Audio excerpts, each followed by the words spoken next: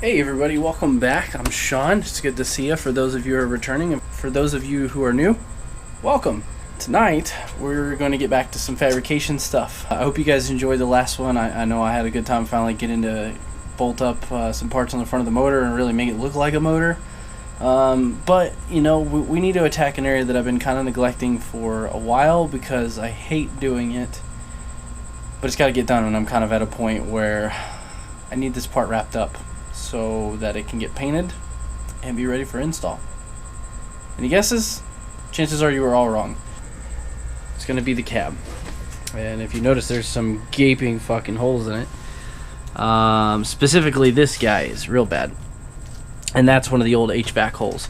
As is this one. But it's already been welded. And then we have this one, which was actually the air intake. It's kind of unique how it comes through there. Even though we are going to be running a vintage air AC unit, we don't need these. We have one bulkhead hole, which is probably going to end up somewhere right in here. So we want to go ahead and start with a blank canvas. This one's going to get ignored today for the minute because we're probably going to have to do some more cylinder head clearancing in here. So I want to go ahead and just leave that butchered for now.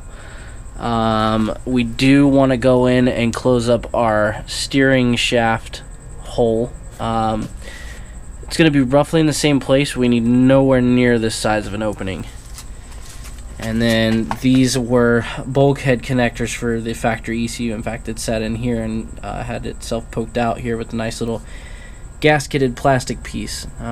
Similar deal here, if I remember correctly. So then we have I can't remember what this goes to. I think it was some kind of cable that goes in this hole. So we want to go ahead and close that up. Oh, and there's another little hole here. I want to say that was wiring as well.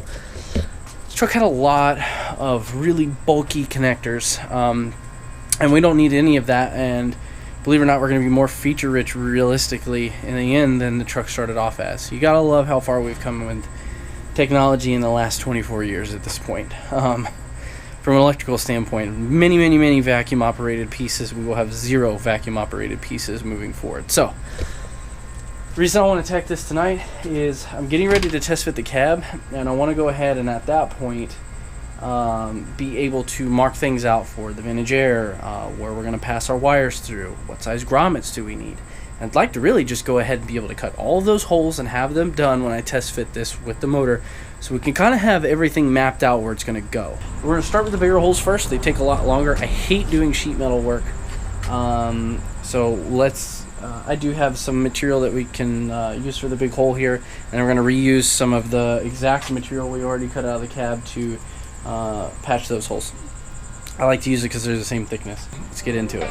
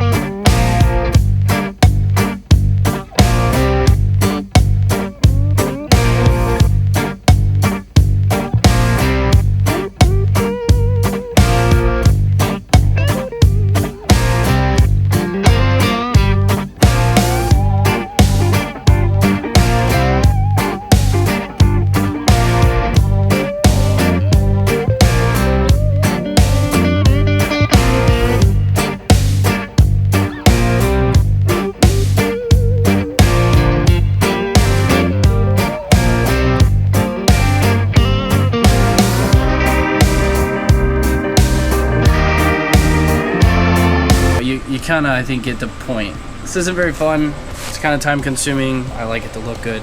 And this is the engine bay. People are going to want to see the motor. We're all gearheads, so we pop the hood. What's in there? I'll kind of flash back here in a minute, or in just a second, and show you guys where I'm at. Obviously, it is light out. We are working during the day. It is a weekend, and I'm on that weekend grind. Let's talk about some of the things that I have been doing off camera that kind of difficult to film, not that interesting, going to be very application specific. Any guesses of what I did? Nothing? Okay. Some of you may have noticed that there are spark plug wires now. These are the high heat boots. They can lay literally on the headers and not catch on the fire. God, I'm an idiot. On fire. But if you notice, they don't touch. Okay, I routed everything. So these are straight boots. That's why it sticks out a little bit, and that's okay. You're supposedly able to bend them a little bit, but I didn't necessarily want to do that. I like that they're straight off of the plug and they don't touch the headers, right? I like that. Same thing over here. Okay, so everything's routed. I have all the little clips and everything right in there, so that way everything is tied up nice and tidy. Now there's the distributor, and this is ungodly tight. I hate that design. The other thing I did is I did a little bit of research on where we want to mount our sensors and things like that. So like right here we have an oil pressure lead. This is not going to live here. I don't have anywhere to pull oil pressure from at this position. But there is a plug. The engine builder's calling me. I'll be right back. Okay, well that was a good call. Funny story about that. That was because of me freaking out, but it wasn't that big of a deal. The reason for that call is if you look at the valve covers, there's no cap here, no cap there. But you see these fittings, these are the breathers, and they're designed to go to a catch can, which is what I'm gonna do. And funny enough, you know, I'm thinking those have a clamped on hose, right? So you don't take that off. His thinking was, well, you can fill the oil through there, it's not a big deal. It's plenty big enough hole, and that's because we wanted the engine to be able to breathe well. I'm freaking out, and I leave him a message earlier, and I'm like, hey, where do you put oil in the motor? Because it didn't dawn on me to fill it through the hole. And he said, well, just pull off the hose and put oil in there. Personally, because of the fact that this is a performance truck, this is an engine that I plan to beat on, you got to do oil changes more often. And so I am going to order up a little aluminum cap. The next day. Okay, believe it or not, it's the next day. It's why I'm in a different shirt. We got dumped on last night, so that held up progress. Anyway, I have to cover up everything and kind of let it do its thing because I don't want everything to get all rusted up and ugly. What I did do is right as the first little sprinkles were hitting, I was able to get the steering rack repositioned in a way that I'm much happier about. And it is adjustable up and down with washers. So we'll use the passenger side as an example. So you can see the new upper mount here and see how it curves back. It's because it's that much higher. I ended up raising the steering rack just over 1.5 inches. Which was much more than I expected. It is tacked on the back here, and then there's a couple washers under here. A brand new grade 8 bolt, and then underneath you can, so underneath you can see there's a new mount here, and I was actually able to reuse the old upper tabs. New grade 8 bolt, a little extra thread. There'll be a lock washer on here at some point, but I can't really get the camera under there well enough to see it very good, but you get the point. So there's 3 washers on the bottom, 2 on the top, so it gives us more up and down adjustability. What I need to do now in order to get the cab onto the frame, because that is my goal today, I need to actually brace the front upper control arms, that portion of the frame, down to my cross member. See how I have my oil line fittings here, and then I have my steering shaft here. This is actually up, so I can't come through here. This is going to be kind of pointing this way. So all I can do is squeeze right through here, and what I'm going to have to do is have a 90-degree bend that arcs through here to the top actually of the new, and you can't really see it in there, I'm sorry about that, but it will tie into the top of that new upper rack mount, which is braced to the frame and everything, or will be when it's final welded. Okay, wow. Obviously a few hours have passed and it's dark now. Burned up a couple hours trying to find some material I needed to do this. Stay hydrated. And that was in order to finish these little guys here. So you can see they're all nice and shiny. And that, oh, you know what? I have a flashlight. There we go. A little bit more powerful of a light, so you can see how it kind of snakes around behind the oil lines and goes down to actually the steering rack mount. And I'll show you, this side's a little bit different. And that was because if you look, there is a motor mount bolt that needs to slide past it, so it just clears. So this one is to this side of the motor mount, but other than that, it's the same. So all in all, we basically have everything we want on here in order to set the cab. So the frame is in a really good place right now. That leads me to the cab. The one thing I haven't done to it is patch these holes. So we have 1, 2, 3, 4. But yeah, so that's kind of where we're at. I need to finish patching the firewall, and then the cab will be going onto the frame right after that. In the middle of working on the cab last night, yeah, it's all sucked in and everything. I'm gonna explain that right now. A random ass storm blew up again, and so literally as soon as I set the camera down, I said I was gonna do the work.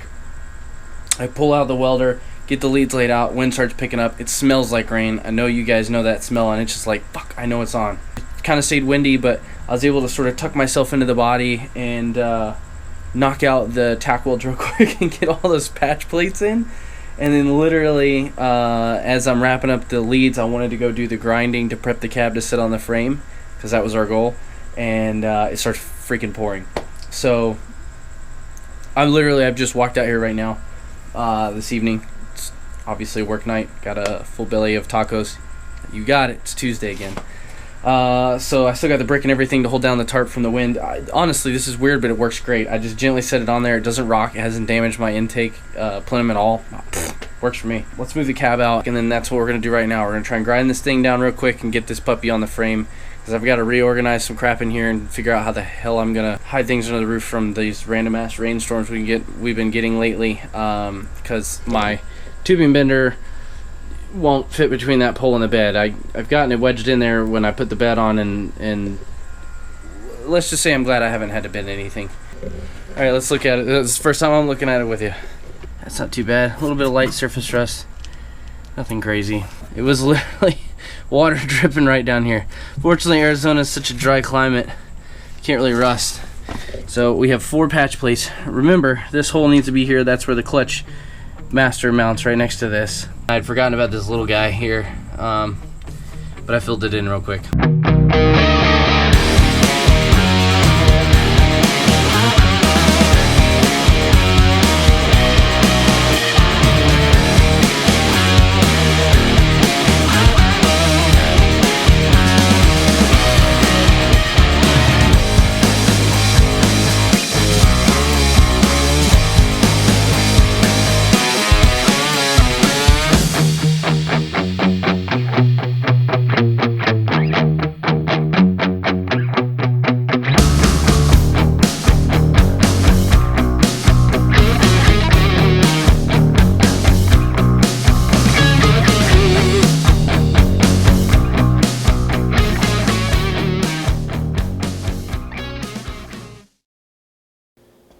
All right, we're gonna go ahead, wrap it up there this week. I want to be very clear that if you haven't hit the subscribe button below already, you definitely want to do that, because the next video, hopefully next week, will be a really big turning point in the build. This is truly, we're gonna go over the hill in next week's video, but hopefully this kind of set the stage for a lot of the fiddly stuff that I was doing to try and get it done. And as always, especially showing using that Harbor Freight gantry crane to lift the cab on and off safely. That should help some of you that are doing solo builds, whatever you may be building, be a little safer and smarter about how you do that. It definitely made my life a lot easier with doing all this alone. In a previous video, I talked about the solid cab mounts for the OBS F-Series pickup trucks. And guess what? Been shipping them. They are on a discounted price right now for some minor blemishes on the side. Completely my fault, and also the fact that they're not anodized as a result, because the anodized would look terrible. And so I'm selling them at a discounted rate. There's a link below to go check that out. It is all 4 mounts under the cab. You can either pick Delrin for your street truck or billet if you like billet, or if you're building a race truck, especially if you're building a cage.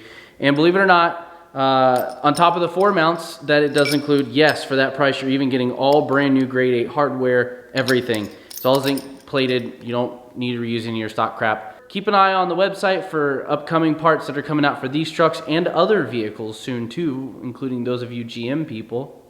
And with that, I'm gonna go ahead and wrap this one up. We'll see you in the next episode. As always, guys, thanks for watching.